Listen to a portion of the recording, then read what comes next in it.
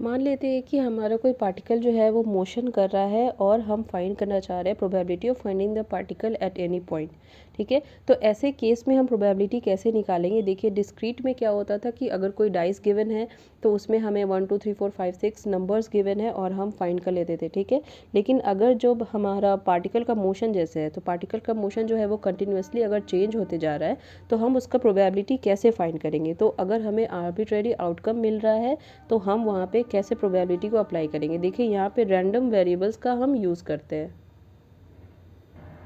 So any arbitrary outcome in the form of real numbers x of a random experiment, कोई भी random experiment का arbitrary outcome हमें मिल रहा है is known as the random variable। ठीक है, example motion of a particle is changing continuously। तो motion of a particle जो है वो change हो रहा है continuously, तो उसका probability हम कैसे निकालेंगे? देखिए random variables जो है वो दो पार्ट में यहाँ पे divided है, एक तो है discrete random variable और दूसरा है continuous random variable। तो ये दोनों क्या है वो हम डिस्कस करेंगे। इससे पहले आपको रैंडम वेरिएबल समझने में अगर कोई प्रॉब्लम है तो आप प्लीज़ कमेंट सेक्शन में पूछ लें मुझसे। ठीक है, यहाँ पे मैं एक बार और बता देती हूँ, अगर हमें कोई आर्बिट्रेरी आउटकम्स मिल रहा है जैसे कि पार्टिकल का मोशन लगातार चेंज हो रहा है तो उसका probability of finding the particle at any point, किसी भी पॉइंट पे अगर हम उसका प्रोबेबिलिटी फाइंड करना चाह रहे हैं तो वो हम कैसे करेंगे? तो वो हम रैंडम वेरिएबल से कर सकते हैं। ठीक है, अगर उसका डिस्ट्रीब्यूशन फंक्शन हमें गिवन होगा तो हम उसका कंटिन्यूस डिस्ट्रीब्यूशन फंक्शन होगा तो हम उसे फाइंड कर लेंगे, उसका मीन एनर्जी या फिर जो भी हम फाइंड करना चाह रहे हैं हम आराम से उसको फाइंड कर सकते हैं प्रोबेबिलिटी का। ठीक है, सो देखिए डिस्क्रीट रैंडम वेरिएबल क्या होता है, यहाँ पे देख लीजिए। Discrete random variable if A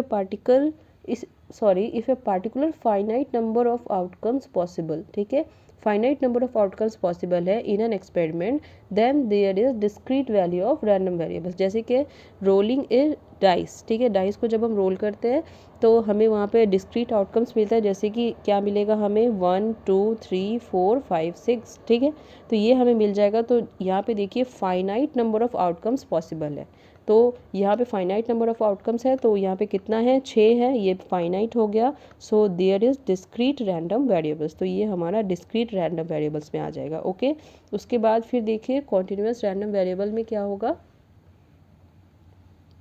so if there are infinite number of possible outcomes, तो अगर हमें infinite number of possible outcomes मिल रहा है, जैसे कि मान लेते हैं हमारा एक्स स्क्वायर है। ठीक है, तो एक्स स्क्वायर में हम y is equal to x square है तो वाई इज इक्वल टू 0 पे, वाई इज इक्वल टू 1 पे, 2 पे, 3 पे, हमें infinite number of possible outcomes मिल सकता है। ठीक है, so if there are infinite number of possible outcomes in an experiment then variable can have any value that is continuous random variable। तो इसको हम बोलते हैं continuous random variable। so if height of a student is measured in class then any value of height can be found and then it is continuous variable। तो हम major करना चाह रहे हैं कि किसी क्लासरूम में बच्चों की हाइट कितनी है। ठीक है, तो वो भी एक कॉन्टिन्यूस वेरिएबल्स हो गया। ठीक है, किसी का बड़ा होगा किसी का कम होगा तो उसको एक डिस्ट्रीब्यूशन फंक्शन से हम रिप्रेजेंट कर लेंगे और उसके बाद फिर हम फाइंड कर पाएंगे प्रोबेबिलिटी। ठीक है, तो हम इसको क्या बोलते हैं? So if height of student is measured in class then any value of height can be found, कोई भी वैल्यू हम फाइंड कर सकते हैं, then it is called continuous variable. अब देखिए यहाँ पे नोट पॉइंट क्या है, probability outcomes can be given by distribution function. अगर हमें डिस्ट्रीब्यूशन फंक्शन गिवन होगा तो हम कोई भी आउटकम्स निकाल सकते हैं, प्रोबेबिलिटी हम निकाल सकते हैं। ठीक है, प्रोबेबिलिटी ऑफ आउटकम्स निकाल सकते हैं, can be given by distribution function that is known as probability distribution function. जैसे कि आप स्टैटिस्टिकल में पढ़ोगे मैक्सवेल बोल्ट्जमैन डिस्ट्रीब्यूशन फंक्शन होता है, फिर बोस आइंस्टीन होता है, फर्मी डिराक डिस्ट्रीब्यूशन फंक्शन होता है, तो वहाँ पे पार्टिकल के पाए जाने की प्रोबेबिलिटी हम उसी डिस्ट्रीब्यूशन फंक्शन से निकालते हैं। ठीक है, तो यहाँ पे भी मैं यही समझाना चाह रही हूँ कि अगर हमें प्रोबेबिलिटी डिस्ट्रीब्यूशन फंक्शन गिवन होगा तो हम आराम से उसका यूज़ करके निकाल सकते हैं कि प्रोबेबिलिटी क्या होगा। ठीक है, तो ये हो गया आपका रैंडम वेरिएबल्स यहाँ पे कंप्लीट। इसके बाद हम लोग डिस्क्रीट और कॉन्टिन्यूस का कुछ फॉर्मूलाज को डिस्कस करेंगे। ठीक है, तो ये आपका यहाँ पे कंप्लीट हो गया। इससे रिलेटेड कोई भी प्रॉब्लम है तो आप प्लीज़ मुझे कमेंट सेक्शन में पूछ लें। ओके।